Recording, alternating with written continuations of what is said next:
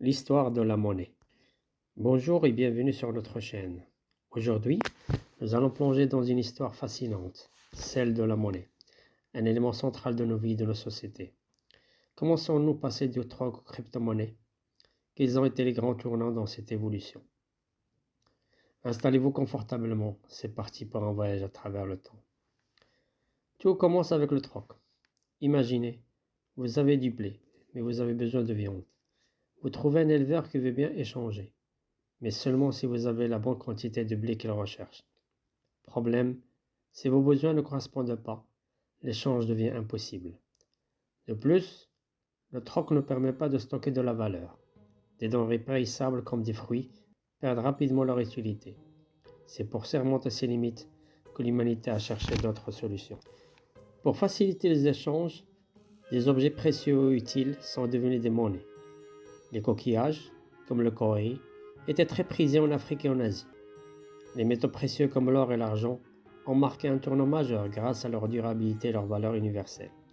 Dans certaines régions, le sel, les épices ou même le bétail faisaient office de monnaie.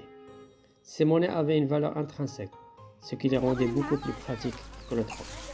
Au 7e siècle avant Jésus-Christ, en Lydie, actuelle Turquie, les premières pièces de monnaie ont vu le jour. Fabriqués en électrum, un alliage naturel d'or et d'argent, ils représentaient une véritable révolution. Leur poids et leur valeur étaient standardisés, ils étaient faciles à transporter et à stocker. Ils portaient des symboles officiels, renforçant la confiance des utilisateurs.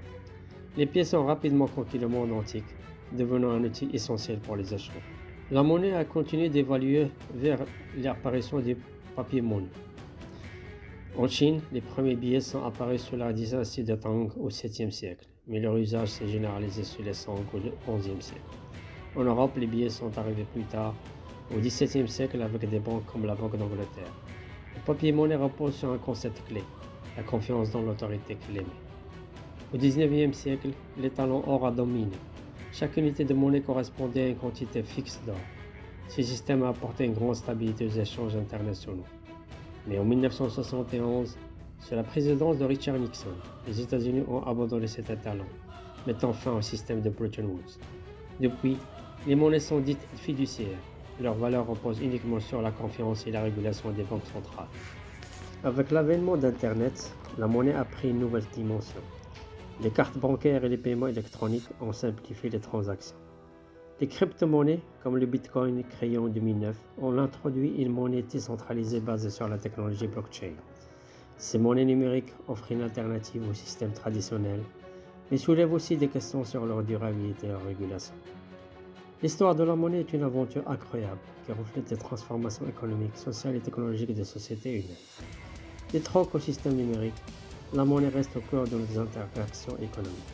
Et vous, que pensez-vous de l'avenir de la monnaie? Partagez vos idées dans les commentaires, likez et abonnez-vous pour plus de contenu captivant. Merci pour tout.